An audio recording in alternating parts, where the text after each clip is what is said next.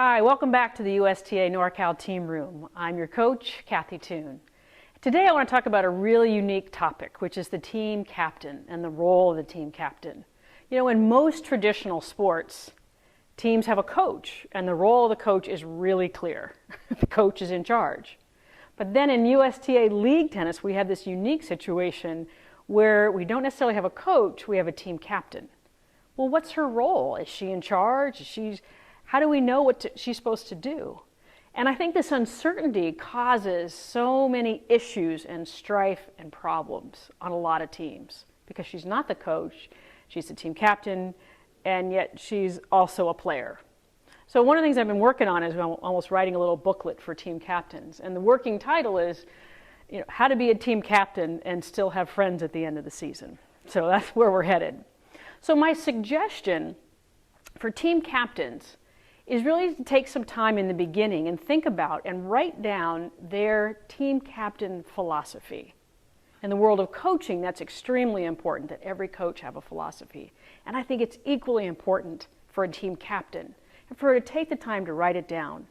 What it does, think about traveling, you're going on a trip and think about traveling without a map or in today's world without your GPS. It's risky business. You might get where you're going, but it can be challenging. So I look at your philosophy statement, your mission statement, as your guiding force, your map, your GPS about getting your team where you want to go.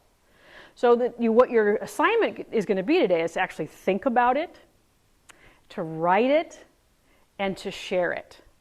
So when you think about it and have to sit and write things down, it kind of clarifies your values, what's important to you, how you're going to run things. Sharing it with your teammates, right, is going to help set the expectations. They kind of know what you're up to. What level team are we? Where are we striving to go? How are you going to make decisions around lineup? And so everybody's on the same page from the beginning. Okay?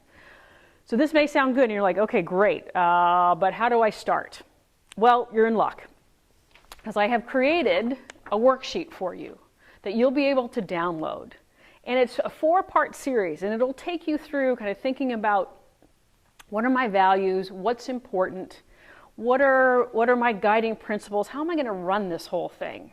And it also helps you think about what's your legacy, if you will. Like every team captain is known for something, right? You have a reputation.